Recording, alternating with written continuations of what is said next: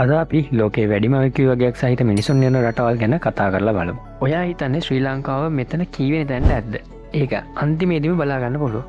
මේ කණ්ඩායමේ 10 වෙනි තැනට ඉන්නේ සිංගප්පූරුව. සිංගප්පූරුවේ ඉන්න මිනිසුන්ගේ IQ අගය 103.56. 9 වෙනිට ඉන්නේ රුසියාව. රුසියාවේ ඉන්න මිනිසුන්ගේ IQ අගය 103.78යි. 8 වෙනිට ඉන්නේ ඕස්ට්‍රේලියාව. ඕස්ට්‍රේලියාවේ ඉන්න මිනිසුන්ගේ IQ අගය 104.45යි. 7 වෙනිට ඉන්නේ ඊරානය. ඊරානයේ ඉන්න මිනිසුන්ගේ IQ අගය 104.8.0. 6 වෙනිට ඉන්නේ තායිවානය. තායිවානයේ ඉන්න මිනිසුන්ගේ IQ අගය 105.8.0. 5 වෙනිට ඉන්නේ ජපානය. ජපානයේ ඉන්න මිනිසුන්ගේ IQ අගය 106.3.0. 4ට ඉන්නේ මකාව. මකාවේ ඉන්න මිනිසුන්ගේ IQ අගය 106.3.2. 3 වෙනිට ඉන්නේ චීනය. චීනයේ ඉන්න මිනිසුන්ගේ IQ අගය 106.48. දෙවැනිට ඉන්නේ සවුත් කොරියාව. සවුත් කොරියාවේ ඉන්න මිනිසුන්ගේ IQ අගය 106.97. පළවෙනි ස්ථානය ගන්නේ හොංකොං.